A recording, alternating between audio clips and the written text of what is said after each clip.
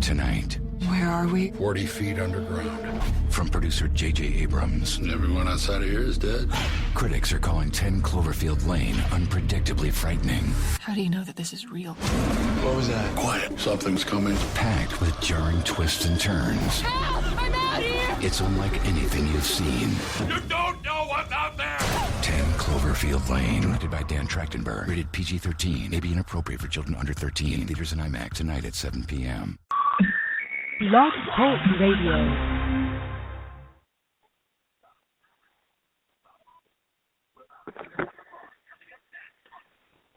All right, Rage fans, you know what time it is. It's that Dirt Talk Hour time. Glad to have y'all with us here tonight. It looks like we're going to have Damion Bean out of the studio here tonight. He's having some problems with his telephone there. So just glad to have each and every single one of y'all. Man, oh man, we got the dirt race season kicked off. And boy, oh boy, it was a barn burner both nights. First night at HATTIESBURG Speedway, and then the second night over at the Deep South Speedway in Loxley, Alabama. Definitely a state-of-the-art facility over at the Deep South Speedway. I want to thank J.D. Wells and that whole staff over there for giving us the opportunity to come out, along with the ASCS sprint cars, sponsored by Lucas Oil, Mike Miller, and his whole crew. And I want to give a big thanks to Donald Parker as well for having such a successful first race of the season. And it was definitely a good turnout. There was nowhere to park. That's probably an issue that many tracks wouldn't mind having at least once or twice. Kind of a little bit weird is Jason. Jason, are you back there in the studio? Yeah, I'm sitting here listening to you. Okay, all right. We loud and clear and everything. It's kind of weird without Damion on board here. Yeah, you're loud and clear. 10-4. All right. Well, anyway, so it was a great weekend. We'll go over some stats here in just a second of who won. HATTIESBURG Speedway, like I said, was a standing room only crowd. Probably about 200-300 people were in this actual standing area, so it was a full house. Wish we'd had a few more cars turn out in the other series, but man, it was something to see 28 sprint cars at HATTIESBURG Speedway. That was probably the biggest sprint car count in a very long time.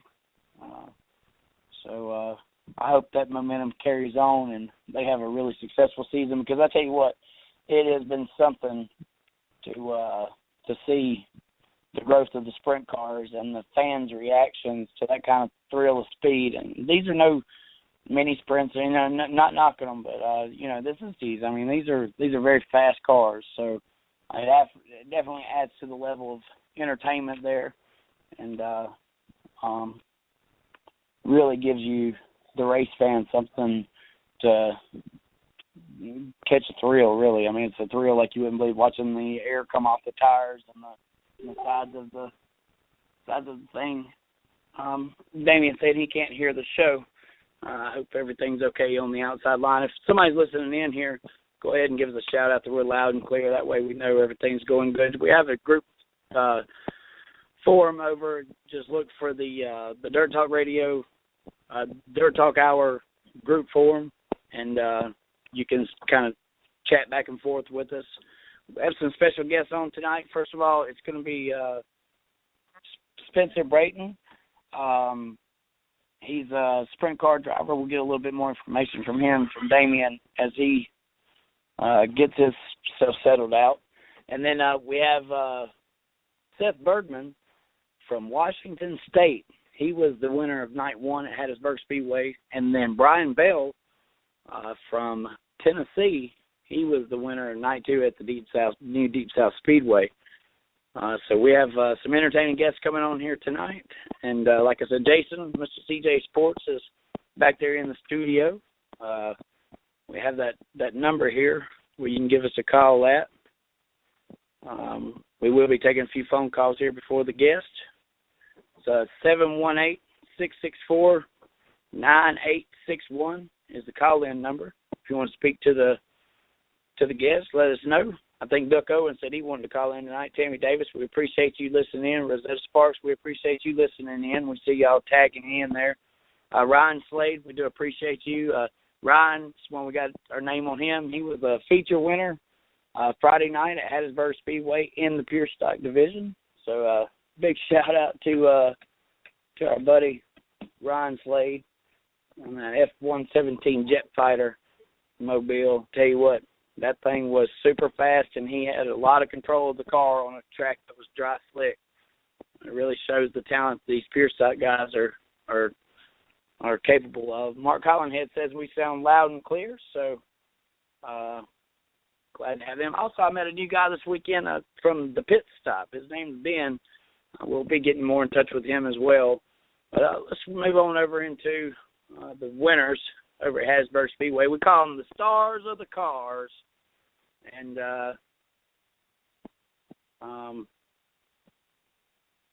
well, Damion, I can't help you, buddy. I'm sorry. Damien's trying to stay in touch with us here, and he's just having so many technical difficulties. We're going to rename him Technical Difficulty. I'm Technical Problem. He's Technical Difficulty. Thanks, Mr. J.D. Wells. All I needed was another nickname, you know. But anyway, we'll go on into the Hattiesburg Speedway Facebook page here where it's been posted of Friday night's winners. Starting off the night was the Outlaw class, Outlaw Streets, that is. Alan McLemore swept the night. Actually, he took the heat win and then turned around and took the feature win as well. In the sprints, in Heat 1, Andy McKellen, he picks up the win. Heat 2, it was Michael Miller. Joey Schmidt won Heat 3, and Heat 4, Terry Gray won. And the B main, Brendan Hankson, and the feature winner, it was Seth Bergman from Washington State. In the street stock side, Heat 1 was won by Mickey Trosclair, but in the feature, Jake Getty, they call him the tree hugger, took home the victory. In the modified, Mr. Powell, Brian Powell, won Heat 1. Mark Herbert in the L88 took Heat 2, but not to fail, the feature winner tonight was Ben Stevens, who ran second last week to Greg Hollingsworth, who was also finished ahead of Ken Schrader, who finished third at Magnolia Motor Speedway for the Frostbuster. In the Crate Late model, Shannon Lee picked up a heat win. Good start of the season for the General in the 47. But Michael Arnold was the fastest in the feature. He took home that win and the $1,000. Heat for the Pure Street, Mike Whitney showed up in the Camaro, number 9. He got the heat win. But as we stated earlier, Ryan Slade took home that feature win. Over to the new Deep South Speedway, we'll try to get some stats from them from this weekend. Let's see if we can get them pulled up real quick. Well, we'll go to one other media source real quick. We have the updates there on my personal page, Chris Creighton or Yellow Caution Flag. It's my personal page. You can find all the updates through if you'll just go down my personal timeline there. So we're going to go to here real quick. Sorry for kind of the dead air there. We'll go ahead and read them off of mine there real quick.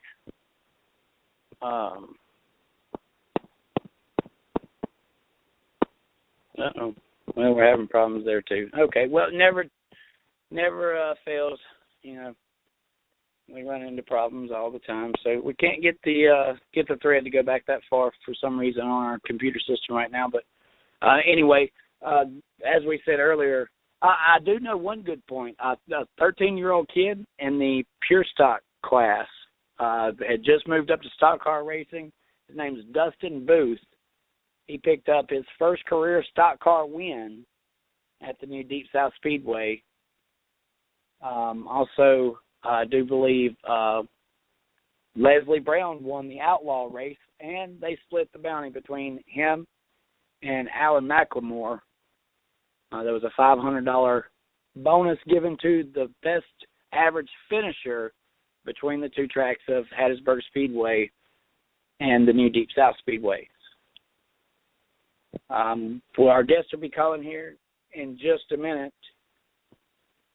We'll be speaking to him. We're having kind of a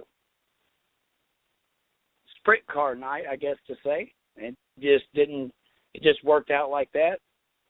But I tell you what, it's always fun to be on the airwaves, and I hope you're being fully entertained right now. Spencer BAYSTON on here in just a moment, and we'll get our interview started with him. We do want to give you a quick notice that we are racing Friday night at Hattiesburg Speedway. Also, Saturday and Friday practice will be held at Why Not Motorsports Park for the third annual Battle of the States. That's a big race there. I believe Mississippi has 6 total wins. Alabama has 3. And Tennessee, I believe, holds the other medallions in recent competition. So it's going to be a big-time event over there. Expect 100, 120, 140, 50 cars. Why Not Motorsports Park? It's going to be a big show, always is. And we appreciate Rodney Wing and everything that they do for the great racing. Why Not Motorsports Park is just a few minutes down the road from the house here. And that's kind of the home track. That's where that's where I got this thing started at. And so we always want to recognize them and the accomplishments that have been made with that relationship. So, hey, Chris. Jason, we got yes, sir. Yeah, we got our first guest in the studio.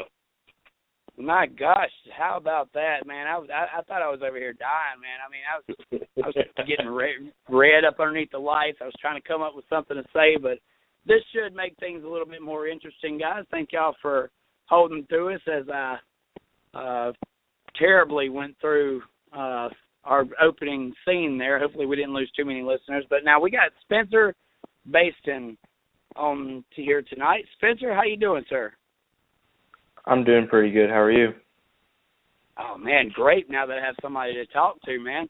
Look, I know you were a scheduled guest for Damion. Unfortunately, Damion's had some technical issues and couldn't be on here tonight. So our information about you is a little bit lame. But, man, I mean, in this business, I guess what we do is we stick the microphone in front of you. Tell us a little bit about yourself, Spencer. Well, I'm 17. I'm from Lebanon, Indiana. I attend Lebanon High School here in Lebanon, and I am currently racing for Keith Kunz Motorsports and 97 Toyota Racing Midget. Okay, now explain to us about the midget class. I'm looking at your Facebook page, and y'all don't have a wing on your car. Tell us about that. Yeah, we're running a midget national midget series, so I run the USAC and PowerI midget series. We cars weigh about 1,000 pounds. Yeah, we don't have wings, so we're running non-wing out there. Toyota motor, kick out about 350 to 400 horsepower. So they're not as big and bad as those wing sprint cars, but they're still a lot of fun to drive. Now, let me ask you something, Spencer. Are you from a family of racing, or is this something that you just wanted to get into? You were a gamer and decided to make it go live, or what? Tell us about that. Yeah, no, my family, we were not into, my dad didn't race, my grandpa didn't race. I don't have any family members that raced in the past, but my grandparents did grow up or did have a place, and I kind of grew up over there in Illinois, northern Illinois, and Fairbury American Legion Speedway. So we'd go over there and watch the late models and modifieds, and all those guys roll through there, and I always loved going to the races. We went a lot. We weren't real big into it, just kind of liked to go when they were around. But then when I was about 8 or 9, one of my buddies here in town ran a quarter midget. And so I went and tested it one time and, convinced my dad to get one. And he's like, all right, well, we can do this for kind of for fun and just hobby race. And ran 2 full seasons. And a lot of guys are moving up to micro sprints. So moved up to micro sprint just after 2 seasons, and then ran that for a couple of years, and then got into national midget running for Brian Clausen these last 2 years, and now we switched over this year to Keith Coons. Tell us a little bit about the Brian Clausen ride. Was that your first big time ride? How did that come about? Yeah, it was definitely the first time we actually raced for other than like a hobby. I mean, it was still kind of a hobby, but it was a little more serious because back when we ran quarter midgets and micros, it was just my dad and I running out of our shop here, doing everything on our own, just kind of going when we had time. Didn't really make a big schedule. So yeah, when we ran in 2014 was my first year in a midget. That was the first time we actually ran like on a national tour type deal, and yeah, it was obviously first year. You spend a lot of time learning, still learning today, but yeah, they got me really comfortable really quick in that car, and second year was a lot better, made a lot of progress, but yeah, ended up making the switch over to Toyota Racing. So you're at Toyota Racing now. Tell us about the approach that was made, and was it a planned separation, or was it just a better opportunity? And tell us about that. Well, the Brian Clausen, of course, is running his 200 race schedule this year, which means he's obviously very busy.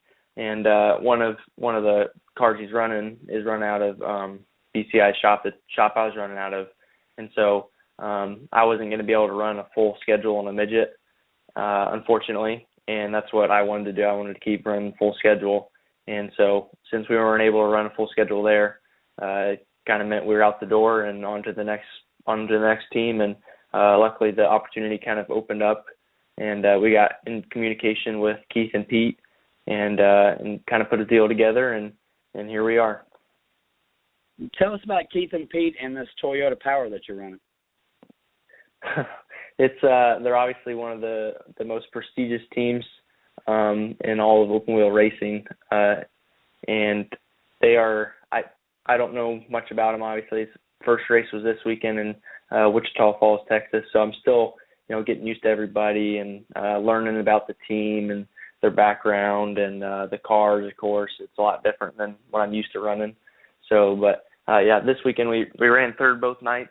And they got me really, really comfortable. It's really, it's a great feeling knowing how comfortable I got and how quickly it all kind of happened.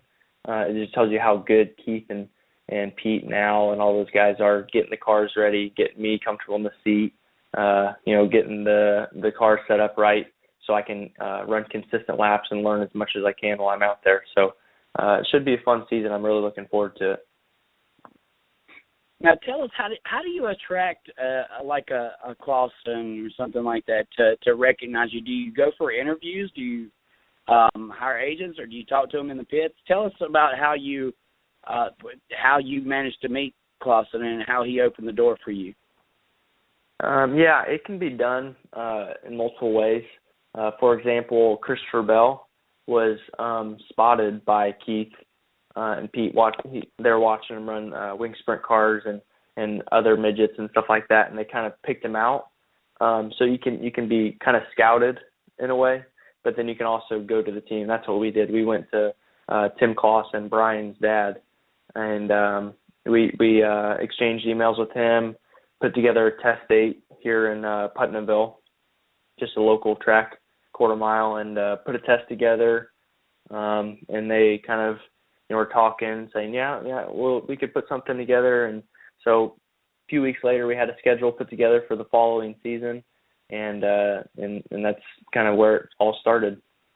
Were you nervous in the testing? Did you bring a different approach? Did you have a moment where you kind of calmed yourself down and just said, it's either going to work or it's not, no pressure? Tell us about that. Yeah, it was definitely nerve-wracking for sure, just because it is a big step. It's, a lot more power than what I was used to. It's a bigger car, feels different. I'm not, you don't feel comfortable. So it's obviously it puts a lot of pressure on a young guy like I was, and to do well because, Brian was there and Tim was there and Big Al and my dad and you didn't want to disappoint anybody. And so right. ran a first session and was rolling around real kind of conservative. Started opening it up towards the end of the second session, and I don't know if you've ever seen Putnamville, but it's just a high banked track without any berm or without a wall. And in turn 2, I flipped over the banking and slid down into the catch fence. So that was definitely a humbling experience for sure. But yeah, it was. There's a lot of pressure on, and that definitely did. Technical difficulties showed up pretty quick for you, huh? Yeah, it was a little kind of embarrassing, I guess you could say. But right. They were able to just pair it with it. I only bent a right rear wheel and a Nerf bar, so they got it strapped back on and went back out and finished off. But by the end of the day, I got pretty comfortable, so it was much better. How quick do you recover mentally after something like that? Being that, the pressure kind of led all that to happen, do you take a step back? Do you breathe? I mean, how did you approach it knowing that you had already made a mistake? Were you still pretty confident that you had something to show? Yeah, I think so. It definitely kind of set me back a little bit. Just kind of calm down, trying to talk to myself and, get my breathing under control. And, we're not out here trying to set records, just trying to make good, consistent laps. And that's something I had to get through my head, and it's still something I use today. You can get rattled really easy racing out there. Someone, gives you a right rear, or you throw a slide job and they wheel slap you, or something happens on the racetrack, and you can't lose your head. You got to stay focused, and you got to stay mentally tough to keep running clean laps, keep being consistent, and not overdriving the car. So it's definitely something that I had to figure out as I started racing a little more serious. So and it's still something I use today. What part of the country are you from? Indiana. Indiana, okay. Tell us, Northwest Indy. Northwest Indy, okay. So your family wasn't from racing. I'm sure you had like a little garage or something maybe in the back where it all started from. Tell us about how you realized that this was you were really involved into your actual dream when you looked around and seen the shops and all the material that had accumulated since you had first started. Tell us about that growth area where you realized that this was getting pretty serious. Yeah. And like I was saying, the first few years, it was just a kind of a hobby thing. You go to Kokomo Speedway and you watch the Chili Bowl and all those guys running out there, Brian, obviously, the Swindells, Dave Darlin. You watch a lot of those guys that are going racetrack to racetrack, making a living doing this, and you're like, man, that'd be really cool to do that someday. And then once I got into a midget and first year, obviously spent a lot of time learning and kind of set me back and realized how good those guys really were. I was out there running what I thought were good laps, and I was getting my doors blown off by these guys, and really kind of had to humble me down. But towards the end of last year, where we're running consistent top fives almost every night, battling with the guys up front, running for race wins and championships and stuff. So that's when it kind of started to set in. My goal is to just keep racing. It's definitely it's a different sport than others, I guess you could say, because one day you can be in a ride and the other day you can be out or you can get injured. So, my goal is definitely to keep racing for a living. But to answer your question, probably in the last year is when it kind of started kicking in, thinking maybe I could actually do this for a living. You mentioned goals. You mentioned that a couple of times. What is, in your mind, the growth and the direction that you need to go in this year, and when do you plan to maybe make the next step into a bigger series or a bigger car? Yeah, it's definitely, every time I hit the racetrack, my dad always harps on me, focus on tonight, focus on this race. You can always be looking on to, NASCAR, War Outlaws, all that stuff, and you got to stay focused on the step in front of you. But definitely kind of keep your options open, trying to be optimistic on what the career could one day be. So it's something you kind of think about and dream about, but you got to stay focused on what you're doing right now. So you're more on a day-to-day goal basis with a dream. Yeah, one day maybe kind of thing. Right. Consistency. That's a very important part of the game, isn't it? Yes, sir. Spencer, tell us about your. This was a question coming in from somebody. Tell us your favorite trophy you've ever won. Favorite trophy? Well, I'm still new, so I don't have a whole lot, I guess you could say. But probably the Rookie of the Year Chili Bowl. This past year, I received it for my first year at Chili Bowl. That was definitely a memorable year. Locked in, first time at the Chili Bowl on my prelim night, finished third to Kyle Larson and Brad Boyette. And that was definitely one of my biggest nights for sure. It was my biggest night, actually. It's probably my biggest trophy and greatest memory so far. So I'm hoping by the end of this year I can stack up a few more big ones. But for right now, that's probably my favorite. Let's talk about the car real quick. Tell us about the control of it and how you judge whether or not you have a good car or something that needs to be worked on. Mm-hmm. Yeah, I'm definitely still, especially with this new team, Keith Kuhn's, the cars are different, the motors are different. So getting comfortable with that, but you're always trying to feel the car when you get out there before the race even starts. You'll see guys run around and buzz their tires and kind of run a corner hard or a couple corners and try to hot lap it before you get going because you can feel the car and you can make adjustments throughout the race. So definitely learning the feel of the car. It's something that I'm still not very good at. Brian Clausen is one of the best at it. He'll go out there and before the race even starts, he'll get the whole thing dialed in and it'll be perfect. So it's something that takes a long time to get the feel. You get comfortable in the car, start focusing on more than just you out there racing, more of what the track's doing, what are other guys doing, what are the best lines, and where can I make my car better. So it's something that you just got to take a lot of time, and it takes a lot of experience that I still don't even have. So it's something you just got to keep working on. Tell us your favorite thing about promoting for your sponsor. My favorite thing about promoting? Yes, sir. For your sponsor, when you're advertising for the names on the side of your car, what's one of the favorite things that you like to do? Signing autographs or videos, or what makes you feel like you're a successful race car driver? You've got fans. When do you know that you have that? It's something you kind of notice. You start winning racing, you start doing well, and people start paying attention a little bit more. It's kind of cool when my mom videotapes all the races, and it's kind of cool. She stands up in the top, and you can see the people down below when you're out there throwing slide jobs and someone's cheering for you. It's like, wow, it's a great feeling knowing people are supporting you, and after the races they come down and talk.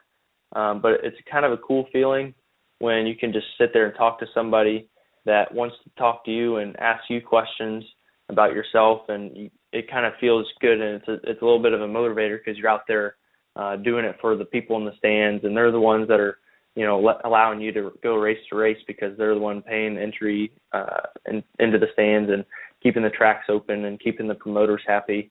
So it's I'd say that's probably one of it, just interacting with the fans and talking to them, asking questions and getting pictures and hanging out with them and all that stuff. That's probably one of the best. That's great. That's awesome. Tell us about your schedule this year, and then we'll close up.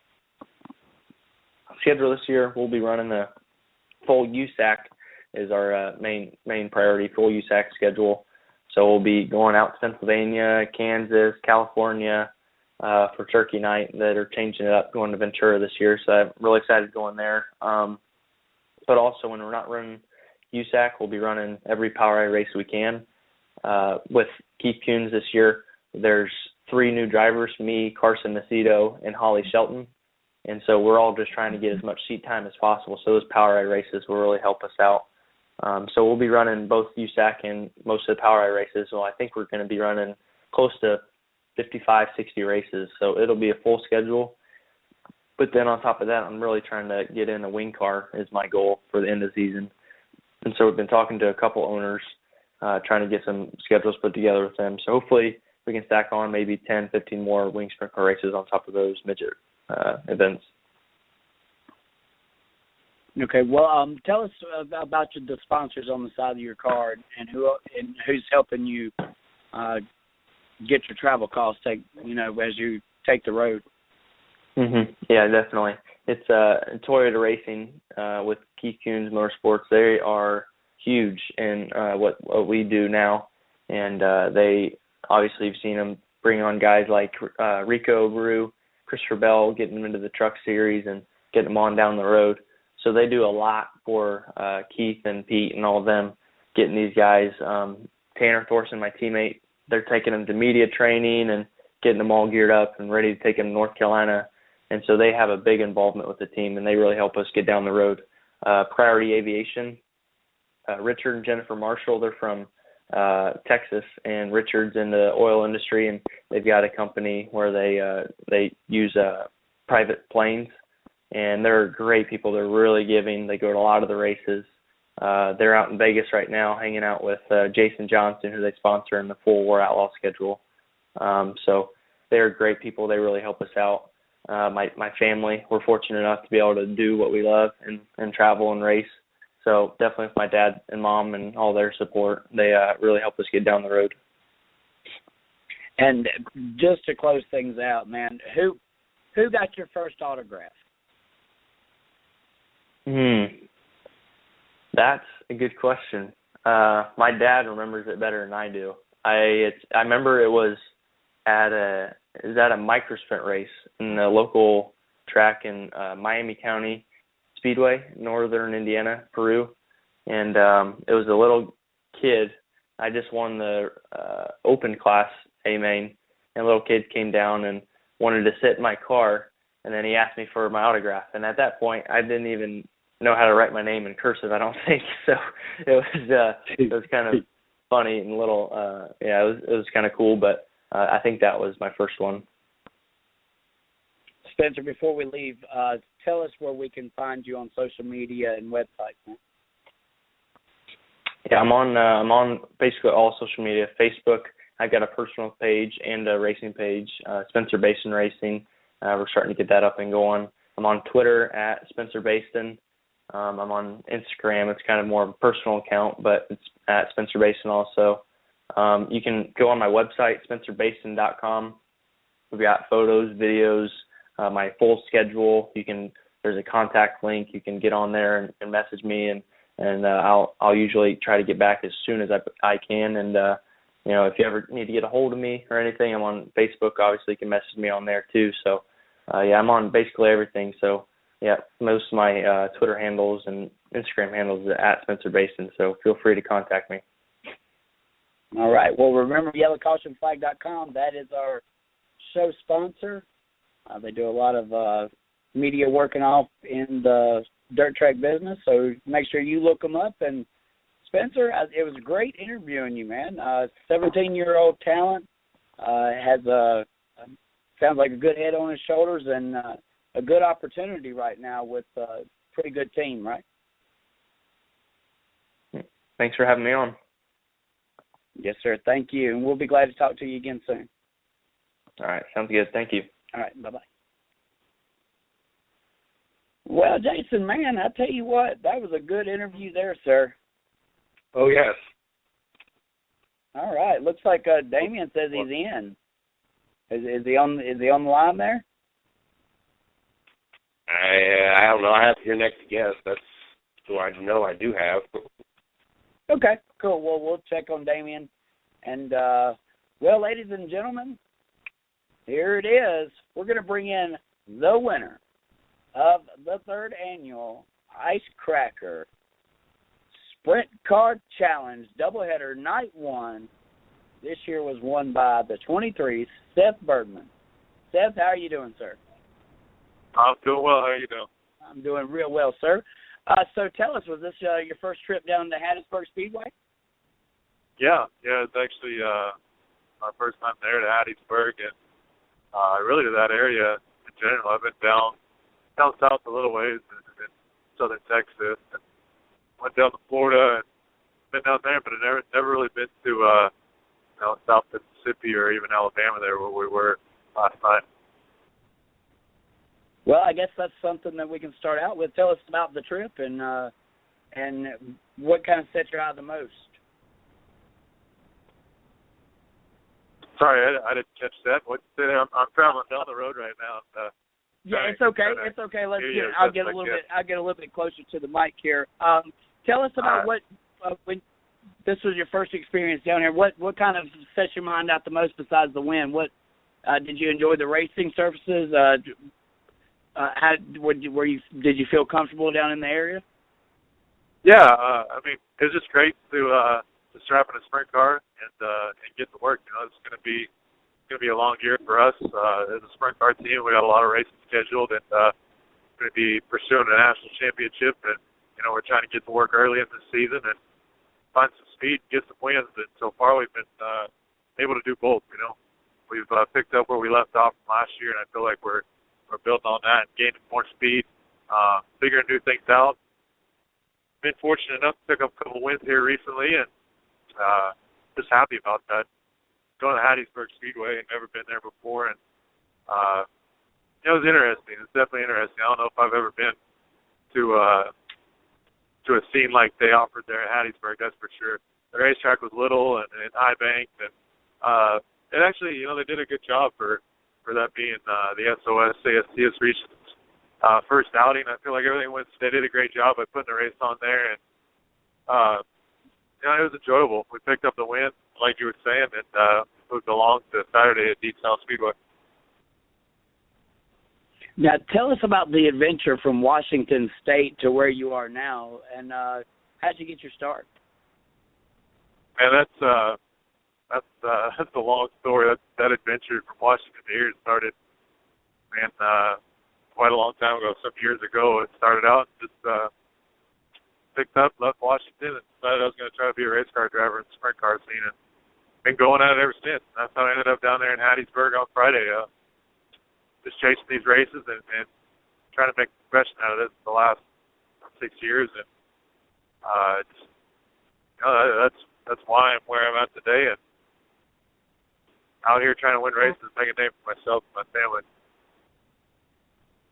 When did you know that you were addicted to the full throttle? I mean, it takes a special man to drive a sprint car, a special person. Tell us when you knew in the moment this is what you were destined to do.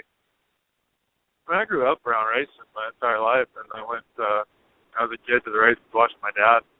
You know, that kind of instills it in you at a young age, and then you get old enough and kind of get your own train of thoughts going on and figure out what you want to do. And I was little and knew I wanted to be a race car driver. When I got old enough, I was fortunate enough my parents let me. And I would say the first time I really grabbed a hold of me was, you know, I went to the sprint car races. I can remember when I was young and went with my dad and his friends, and I saw sprint cars go around for the first time, and it shocked me. You know, it's pretty amazing to see them go around the track. And to be honest with you, I never thought I'd have the courage to get in and race these things as hard as I do. And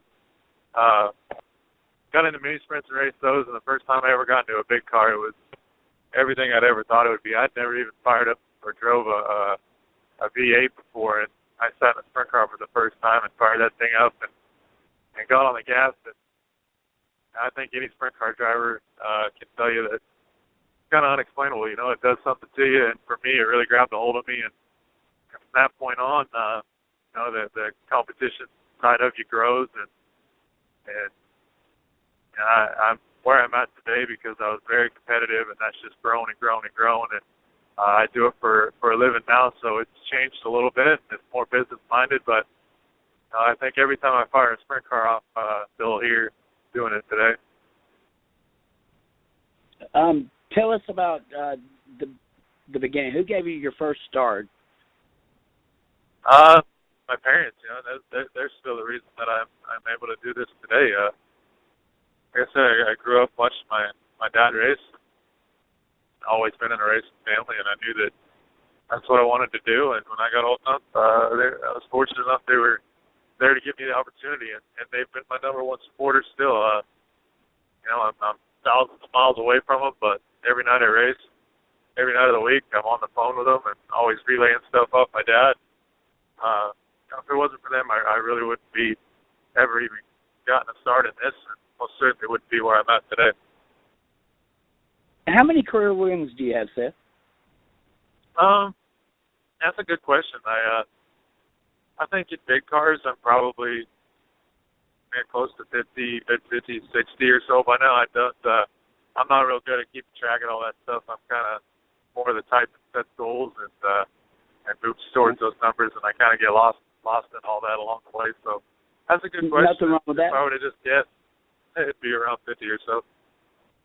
Cool. Where did you turn your first laps in a sprint car? The Saskatchewan Speedway. That was actually where I saw my first sprint car race, and that was where I turned the first laps sprint car. I grew up racing at a mini sprint track called Damion Speedway, not far from there. I got in a big sprint car and spent my first year or two making laps around Saskatchewan Speedway. Now, Casey Kane's from Washington State. Have y'all had a relationship being from the same state and pretty successful?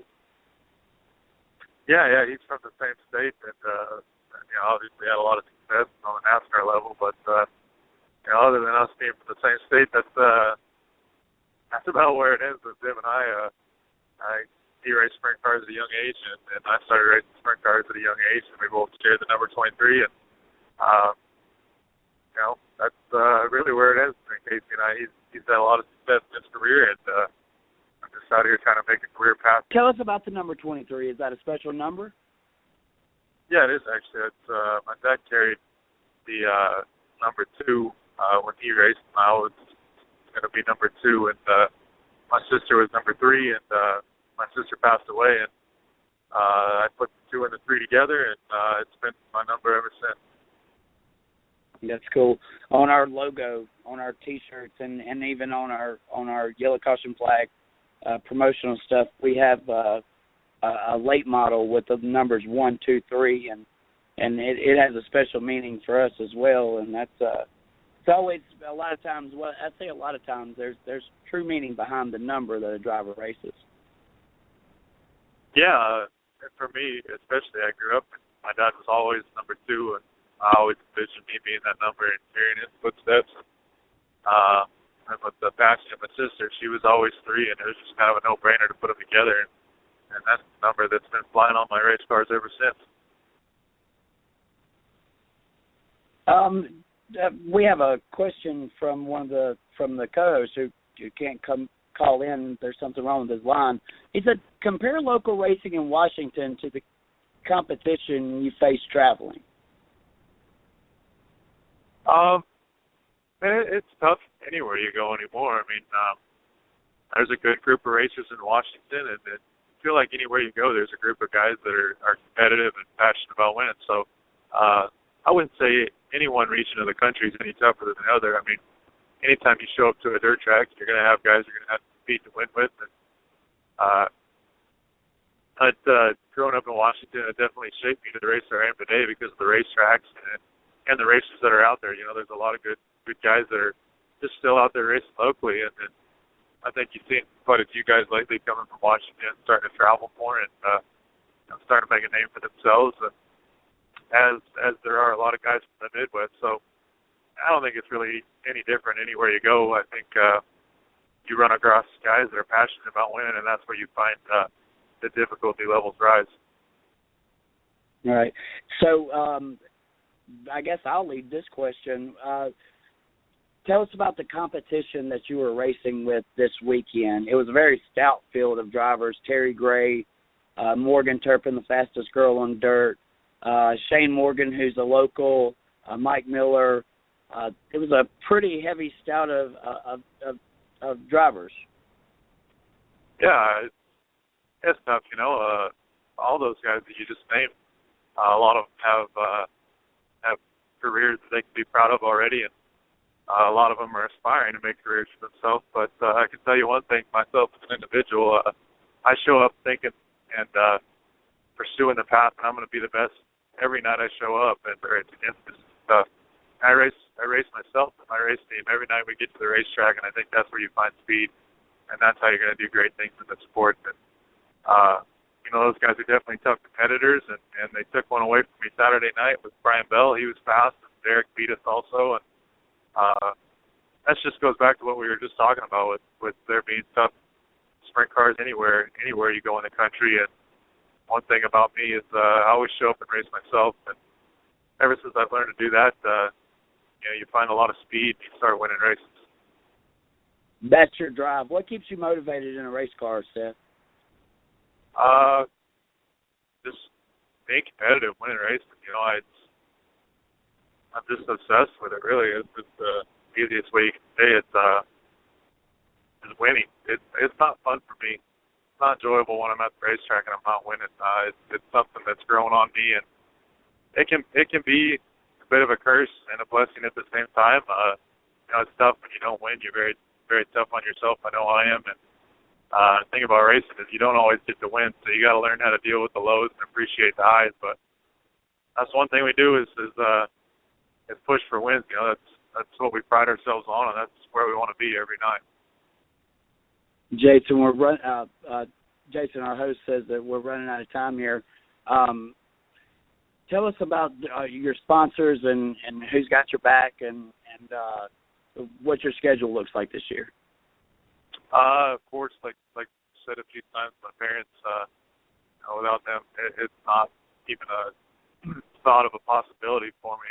Four-door electric, and without them and that company there, that's not possible. And Dennis Marshala from Oilfield Equipment Manufacturing has been very key to what I've done out here in the Midwest. And he's a huge partner of ours. And Scott Baylor Racing Engines, he builds all my engines. And Eagle Chassis, a fellow named Tim Young owns the Young Tool Company. He's been a great help the last couple of years. And Speedy's Automotive, but without them, it's very tough for me. And as far as my schedule this year, we're racing ASCS, the Lucas Oil National Tour, and I'm committed to those. And anything outside of that, you might see me like you guys did down south this week. Awesome. Now, tell us one more thing. This is the fan question. What was the coolest trophy you'd ever won? Right off the top of my head, it'd be the Rock and Roll 50. I've been able to win that race twice, and they give a pretty cool electric guitar away for the trophy, and that it definitely stands out to me as probably the coolest trophy I've ever picked up. All right. Well, Seth, do you have a nickname, man? The BERGMAN. I mean, come on, you were you were flying Friday night, and congratulations on your win. All right, man. I appreciate it. Yeah, that's I've never really acquired a nickname along the way, and I don't know if that's good or bad, but just no nickname, and kind of the way it remains. Well, I guess we're gonna have to give you one next time you show up. If you show up in these parts of racing, we're having a little trouble here, real quick, getting Brian Bell on. He says, Jason, he's saying every time he tries to call, it just hangs up and never rings. So maybe we need to clear the line there. It's been great having you on, Seth, and really I would love to get more in depth of the first branch out when you left the state of Washington. I think we left something on the table there that could really be priceless for our fans to get in touch with you. Yeah, I'm available anytime. Just if you want to know, just give me a call and ask. I'll be here. Okay. Now tell us where we can find you on social media and stuff like that.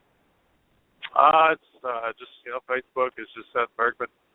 It's my personal page. I have a racing page as well as Seth Bergman Racing, and then Seth Bergman Racing on Twitter, and I have an Instagram as well. It's more of a personal thing, but Seth Bergman. It's pretty simple. Just my name, basically, on all the media outlets. I guess one last thing. Are you superstitious? Do you do anything special since you love to win so much? Do I do anything special? Yeah, is there any superstitious side of you?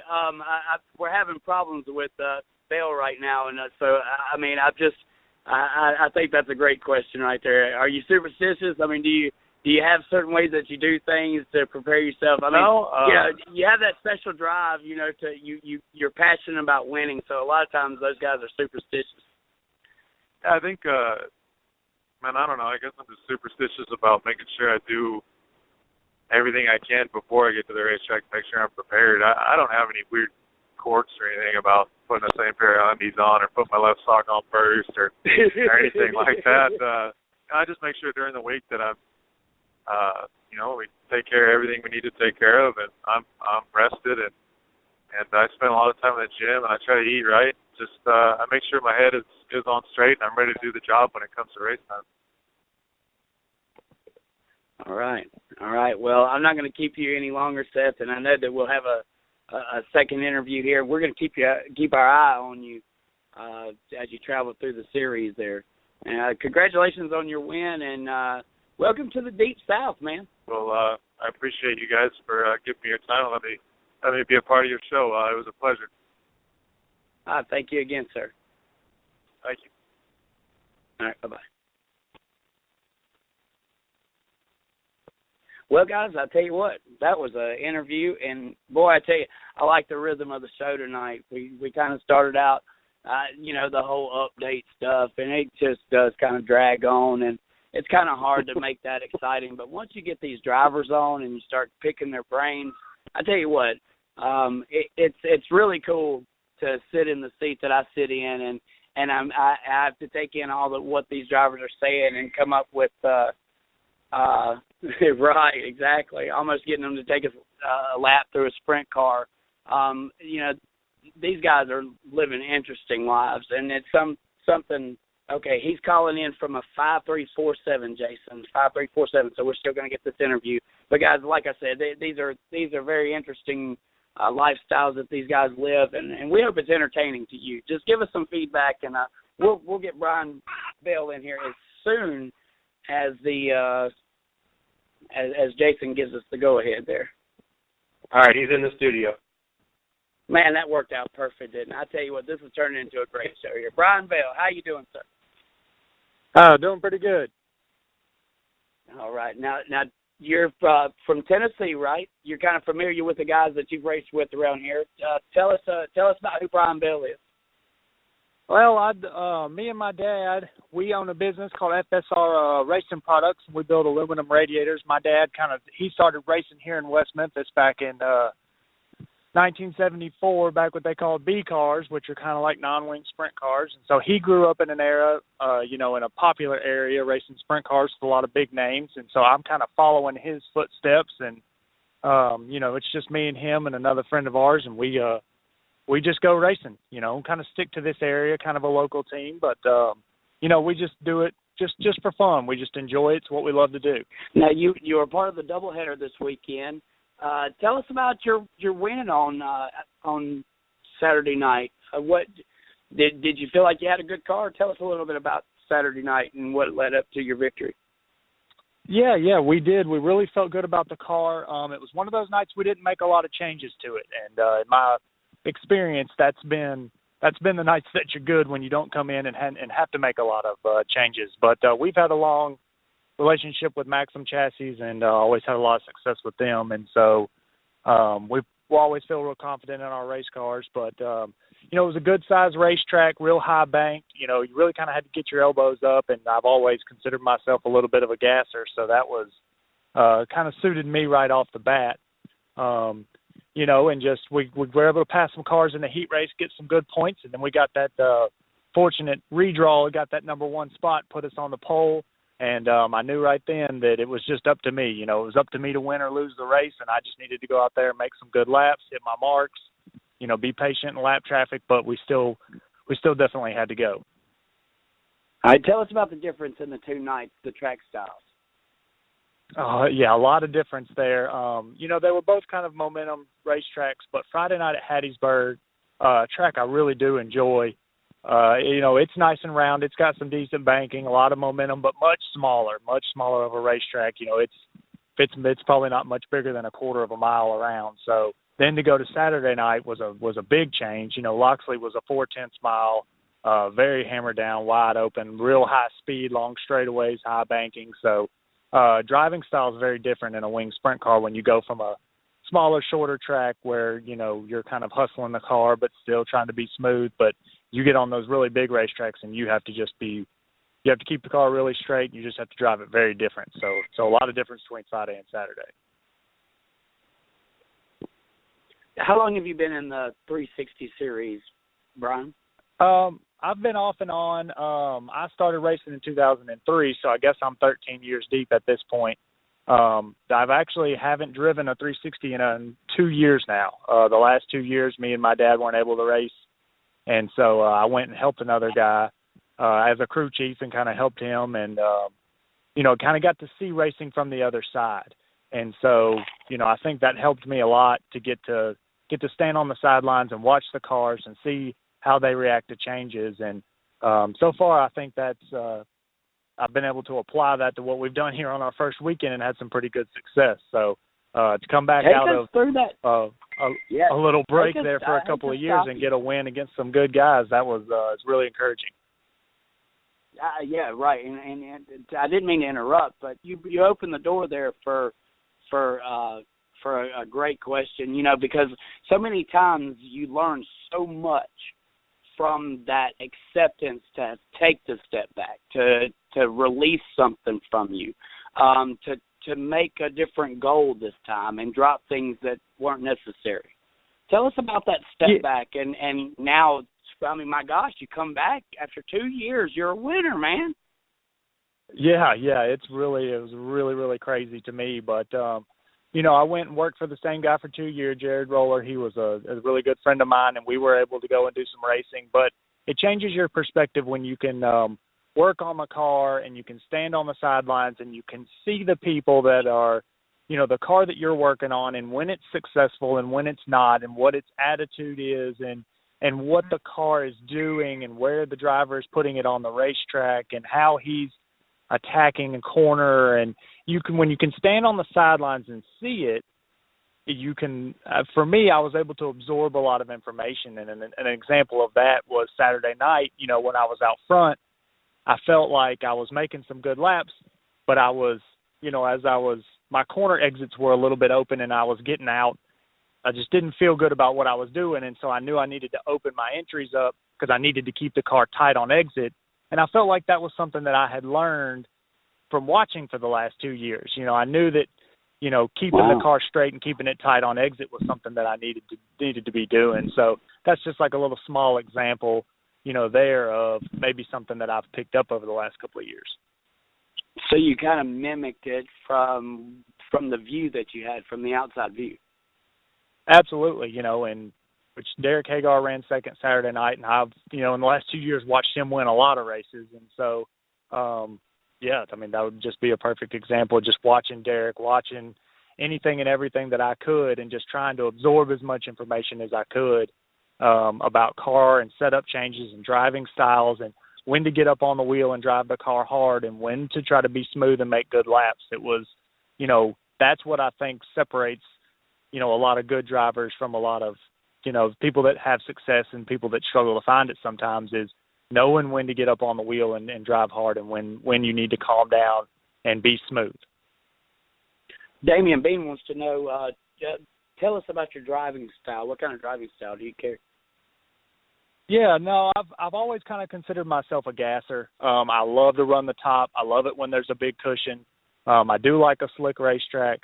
But if it's black slick and there's a foot-tall curb on the top of it, I'm going to be ready to go, and so I'm not the type to want to putt around the tires and, play that patience game on the bottom. I've always been somebody that was going to put a big left rear on it. We were going to lay the car back, put the wing in the trunk and let her eat. So, which Saturday night suited me for that. The track was nice and fast, and it had a lot of grip to it. So I was able to get up on the wheel and really hustle the race car a little bit while still trying to be smooth.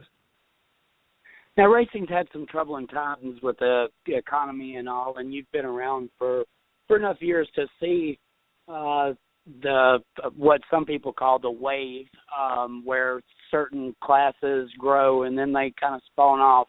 Tell us about this growth period right now. 28 and 27 cars showed up between the two racetracks in a sprint car field. Is that impressive? Yes, I was very shocked Friday night that they were able to pull the cars down there, and even that wasn't a very central location. We were in Hattiesburg, Mississippi, and then Loxley, which is basically just outside of Mobile, Alabama, so it was a pretty good tow for a lot of people. And I think the time of the year, played a little bit in it. The week before they had another race over in Mississippi, so I think some people were kind of already in the area, and it was nice and convenient. And I think that that's important for promoters, when they put on races, to try to work together and not, stack races on top of each other. I think in this day and age, like you said, sprint cars have seen their ups and downs, and, there's people that are struggling for car count right now. And I really think it's important for people to try to work together and, try to get all the cars at the same place to get these car counts up where people can come and see a really good race. So you would basically commit yourself to the same weekend next year? Oh, absolutely. Especially with the two tracks that we went to, some people, didn't think the track conditions were awesome, but, it is what it is. And sometimes they're more favorable, to certain people, and sometimes they're not. And, but yeah, I liked both of the tracks that we went to, and I would be more than happy to go back anytime. Tell us about how you knew when you had the car, and were you expecting a late caution? What could have made everything go the other way? Yeah, I knew that.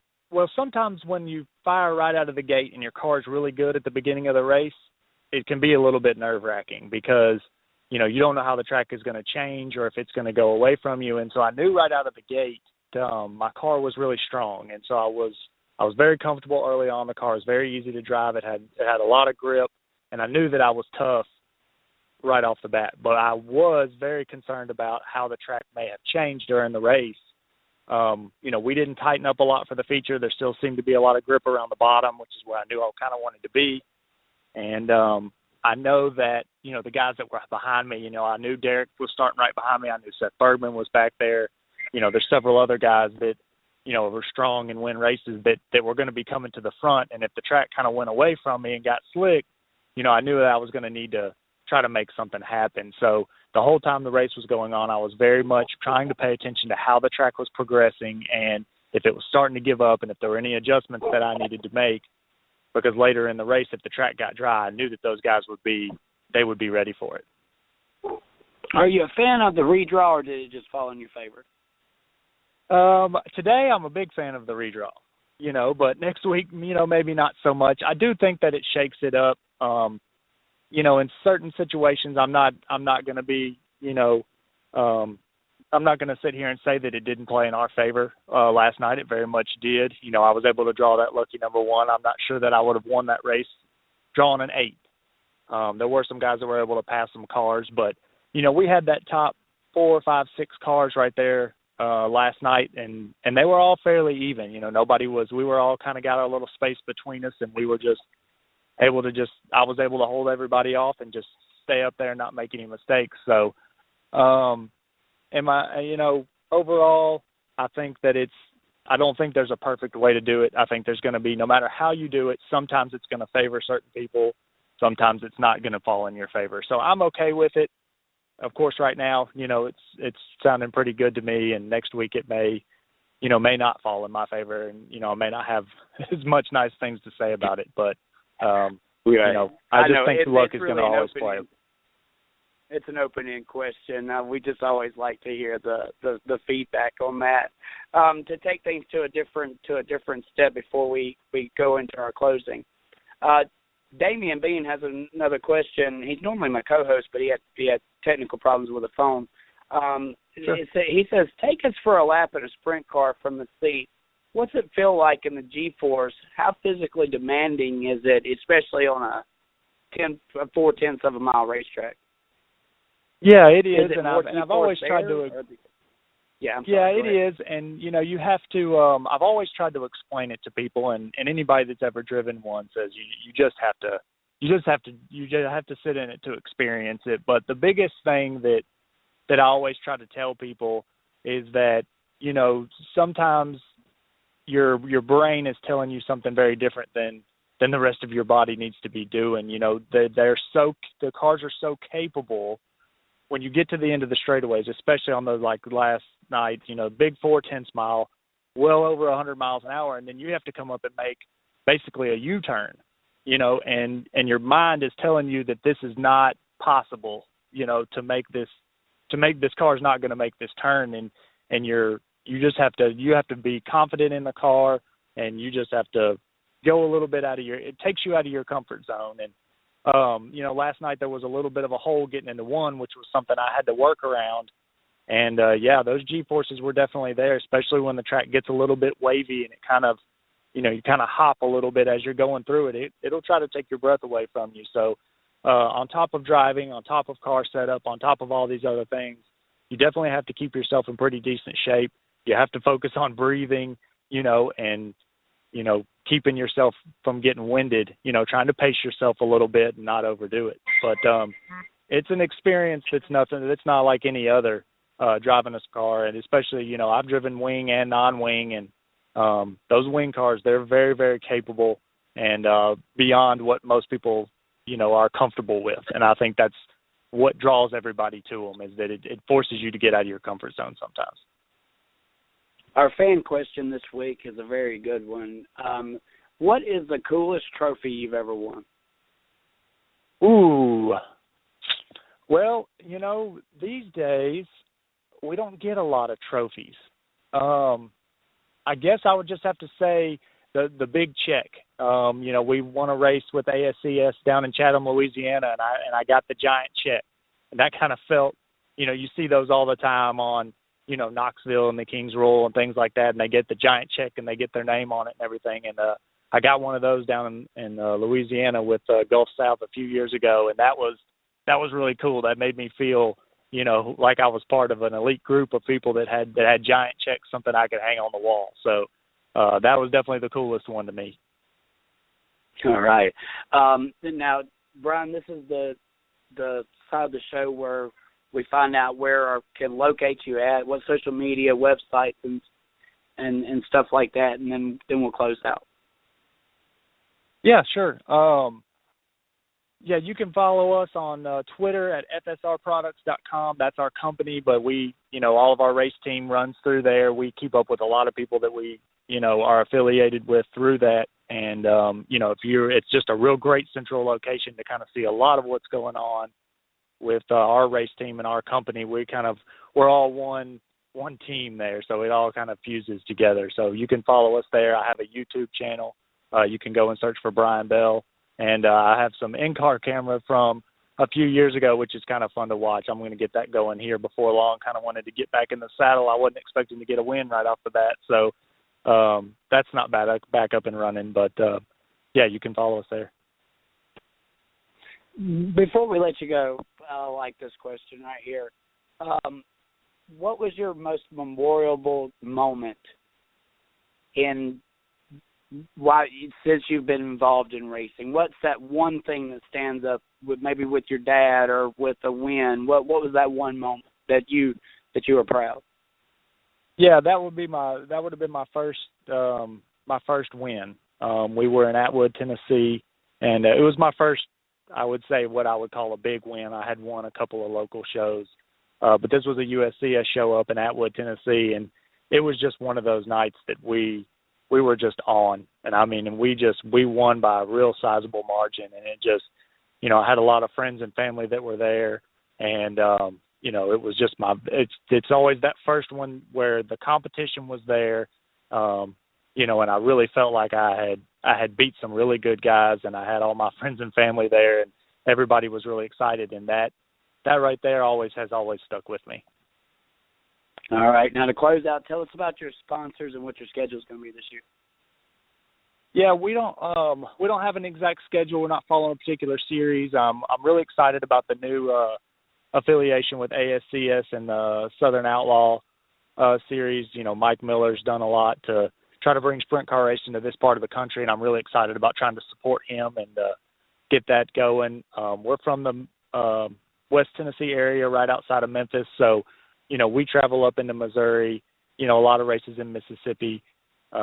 Arkansas. We kind of try to stay in this area, so we'll go up to Wheatland when ASCS National Tour is there. That's a place we like to go, and so I just want to thank FSR Products. That's our company. They do a lot for us to be able to go do this, and Maxim chassis, Shark Racing engines, Vortex wings. Those were all important parts of winning a race. There's all that you've got going on, all the parts you put on the car. King Racing Products, Blake Robertson's a good friend of mine, and he helps us a lot. Derek Hagar actually builds our shocks, and he ran second last night. So, we're a tight group, and we all try to take care of each other. We build his radiators, he builds our shocks, and so we together are able to brew a lot of success. All right, last question here. And this is off the charts. What is the coolest thing about being a race car driver? I think the biggest appeal to me is just the competition. I think that sprint car drivers or race car drivers in general are just stressing yourself and being like pulled to the limit. Something you dig? Yeah, I would say just always being able to try to push the limits and always try to outdo yourself. And the challenge in racing is almost unachievable. You're always chasing something that you're never really going to catch, and so you just can't win every single race, and you just can't, you're just always trying to get better. It's a never-ending challenge, and just a level of competition. And then for me, you take the adrenaline and the speed of sprint cars and add that competitive element to it, and the combination is just you just can't beat it. There's just nothing that you can do in life that's going to be the same as racing a sprint car on dirt. Awesome interview, Brian Bell. I think they're going to start the Larry King of dirt. You guys made this so easy for me tonight. I appreciate your time, and sorry for the late notice. I know it seemed like it was thrown together. I've got my hands on a lot of urns and a lot of fires, and so this was kind of, it was the idea of the show, but we didn't know who it was going to be until it played itself out. So kind of the fans and all were wondering what was going on. Hopefully we got plenty of listeners tonight because we got plenty of good material. You guys were great, and I hope to have you on again very soon, Brian Bell. Are you coming back down to the Deep South or Hattiesburg Speedway anytime soon there, bud? Yeah, as soon as they have another race. I know that ASCS, the Southern Outlaws, had a race in Jackson here in about a month, 2-day show, Jackson, Mississippi. So we're coming down for that. And then as soon as they have another race at Hattiesburg, I'll be back. I really do enjoy that racetrack. 10-4. Well, hey, we appreciate you being on the show there. Make sure you check out yellowcautionflag.com. That's our show sponsor. Guys, that was a little bit over the dirt hour. But, man, you just can't let them go when it's so good. Wow, just a heck of a show. We backed it up from last week. We had Jimmy O, Bobby Pierce, Seth, Jason Feger. This week we've had two really big names and a growing name in the open wheel world. I tell you what, no telling what the show's going to be like next week. Jason, do we have any callers on the line? We can waste a couple of minutes here. Bring some callers on the line real quick. Let some people get some shout-outs. Duck Owens, I think, was listening in. Yeah, we got somebody that is wanting to come on. Just a couple of minutes now. If I say pull the plug, pull the plug. Let me double check. I'm gonna make sure. Yeah. Here, you got a caller in the studio. All right, caller. This is the Dirt Talk Hour extended time. What you think about the show tonight, caller? Caller, you're on the air. I don't think they wanted to talk to you. Well, this ain't Paul Feinbaum, okay? Next. No, I'm just kidding, y'all. We would love it if you get to call in. They say I just need to be more expressive, and I'm afraid that sometimes my expressiveness comes off a little hard. So I always try to, play around the edges there. But, man, it kind of sucked not having Damion in the show tonight, but how do you think things went, Jason? Yeah, you did fine. I have no complaints. It was very interesting. I sat here for the whole hour, and I don't even go to a lot of, local track racing.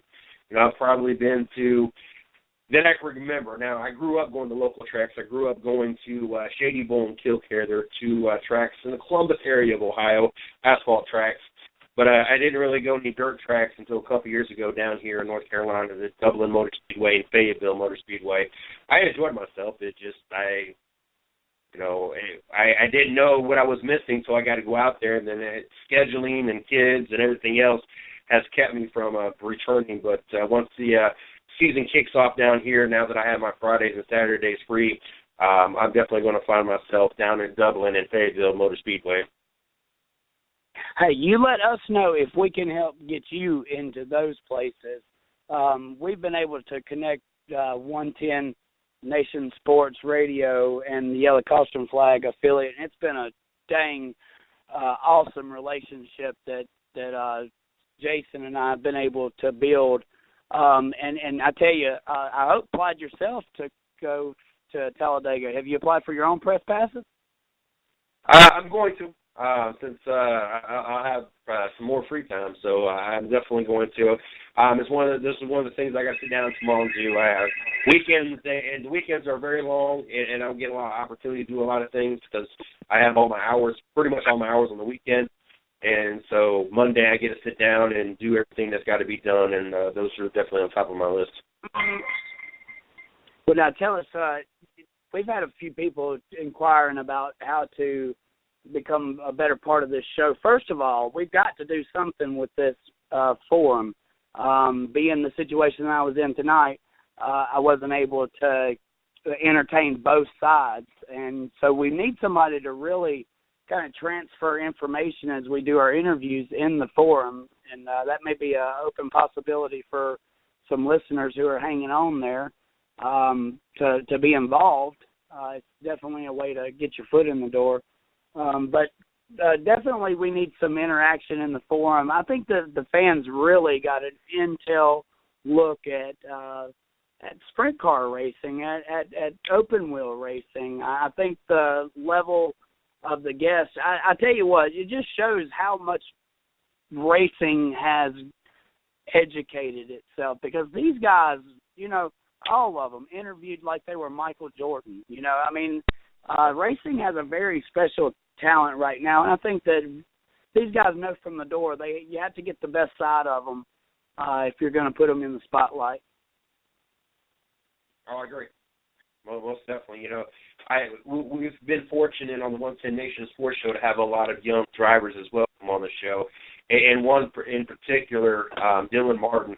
I have had the opportunity for the last 3 seasons to have him on the show, and going from the first interview.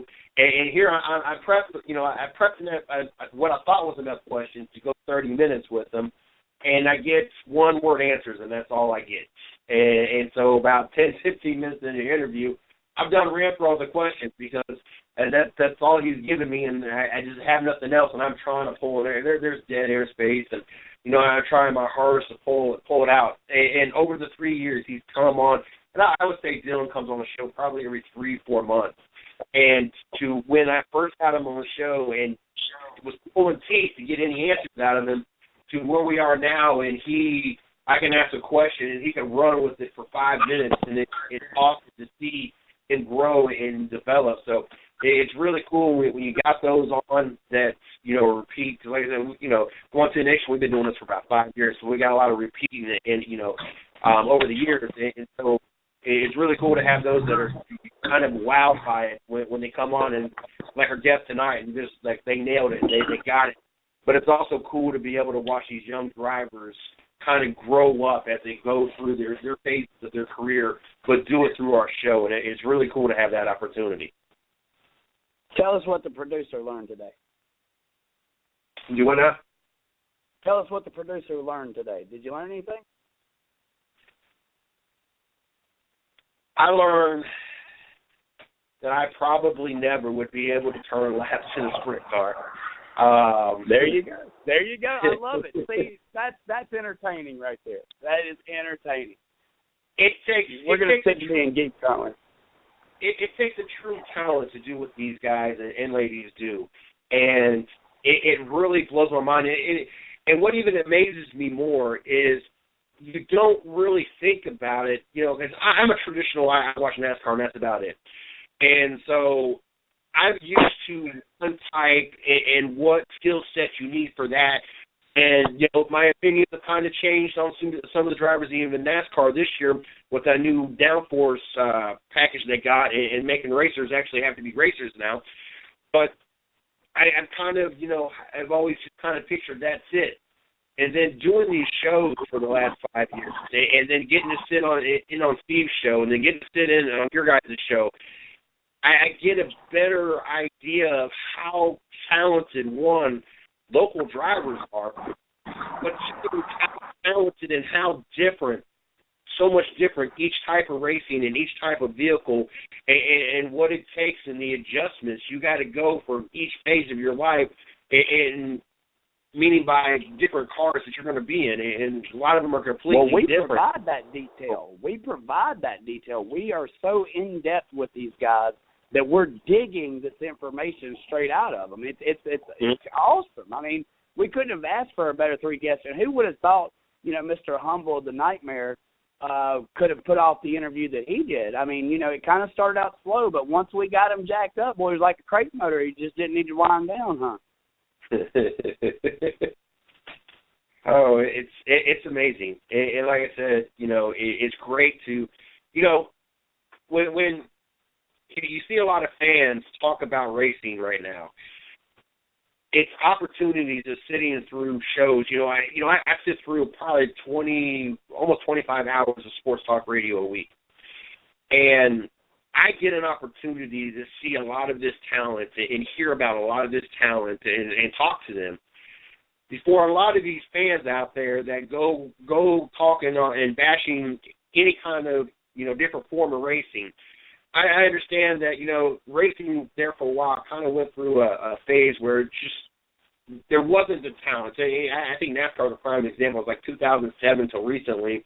The Rookie of the Years are not even running no more. Like there just wasn't a lot coming through the farm system. I guess we'll put it that way. But because of all these different programs and different ways that these different series and different tracks are working together more and more to provide financially, making it able where all these talented drivers that we weren't getting back in the day because they just couldn't financially afford it. It's everybody's starting to work better, and you start to see all this talent. Like Daytona, we have 16 age drivers in the race. That tells you that the talent is coming and the changes are coming to make all these sports and all these different series better. And across from your Friday night all the way up to your Sunday and Sprint Cup, the Sprint Cup series, you see it across the board, and it's amazing because we're seeing it as they're going.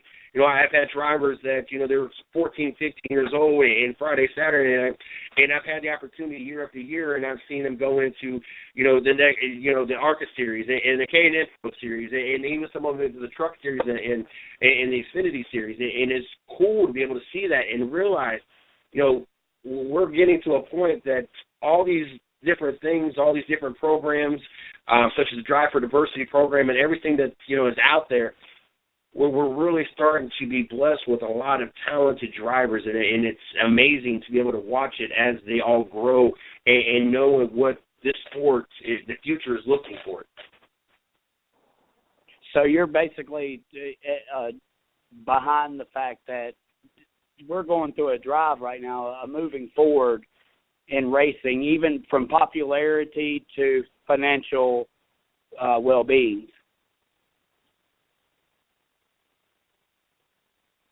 Because somebody's got to foot the bill on all this, and the thing that I think is different now than and the reason for the success is there's been a notebook kind of written on what you have to go through to get to the level, and then once you kind of get there, it's like you can't win the casino if you don't play it. You know what I mean? And that seems to be kind of the. Go ahead. Well, I know a lot of people listen to the show, and a lot of drivers are not going to agree with this, and I completely, I understand, and I don't even want to imagine what they spend on a weekly basis to get to the track. I know what I spend and have spent. I could have bought 2 or 3 brand new cars and nice cars off the lot in doing what we've done for the last 5 years. I don't even know what it's going to cost to be a race team, but the things are getting cheaper. That all these different NASCAR and all the way down to your Friday night racing, all have started to really key in on finding ways to, different motors, packages, and different cars, and making it cheaper. And like I said, I know it's not cheap, but it's making it cheaper where we're having an opportunity to see so much more talented drivers that we're going to be able to afford to be out there.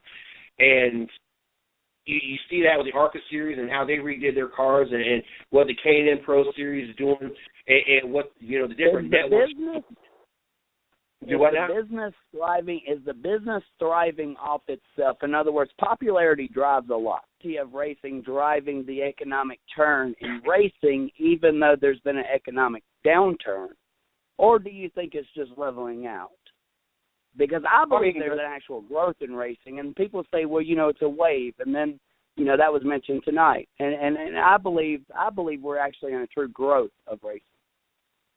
I think we're still down from when we once used to be, but I think that we're coming over we're getting back up to where we once was.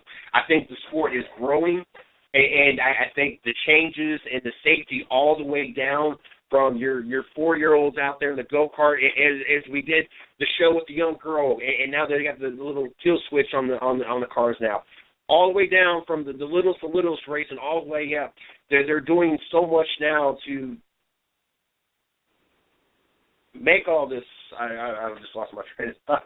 I know what I was about to say, that I just totally lost what I was saying. I got sidetracked on that show and that little girl, then adding that safety feature. Yeah. They're doing all this stuff, and I think it's all going in the right direction. I know a lot of fans of cross racing. We all see this on Facebook. So popularity is driving motorsports. Popularity is driving motorsports at this point in time. Yeah, it's going back in the right direction.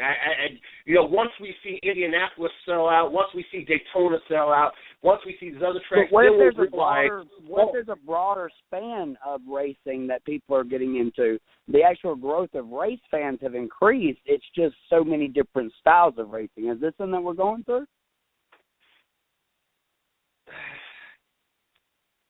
No, because I honestly, I think if you like a certain type of racing, you're going to go watch that certain type of racing. I might like racing, but I know if NASCAR is on, if the Sprint Cup Series race is on, that's the only thing I'm DVRing, and that's the only thing I want to say. It don't matter what else is going on during the day. If that's your particular type of racing, that's what you're going to watch. Everything else will fall second to that, or third or fourth or whatever. And when it comes to, if I have an opportunity to buy tickets to go to an NHR race, or go to a Sprint Cup race, or go to a World of Outlaw race, I'm going to spend my money on going to a NASCAR race, because that's the particular type of racing I like. So to me, yes, there's a lot of new racing out there, but I don't think, unless you are a fan of that type of racing, I don't really think it makes a difference, because you like what you like, and you're set in your ways, and so we got 45 all different types doing better and improving their sports. I don't think that the only way to get somebody switched is that sport really has to do something would really have to jack something up to lose fans like that. All right, thanks, man. That was another great episode of the Dirt Talk Hour. We went extended there about 30 minutes. Thank you guys for listening in. Thank you for our guests, and we do appreciate y'all calling in. I believe, before we leave, that there is a growth, and that with the growth of motorsports, you'll have more fans added to each number of groups of type of racing. But, guys, thank y'all very much for listening to us next week, and we'll be back on the air, the fastest hour in Dirt Talk Radio. Thank you. Bye-bye.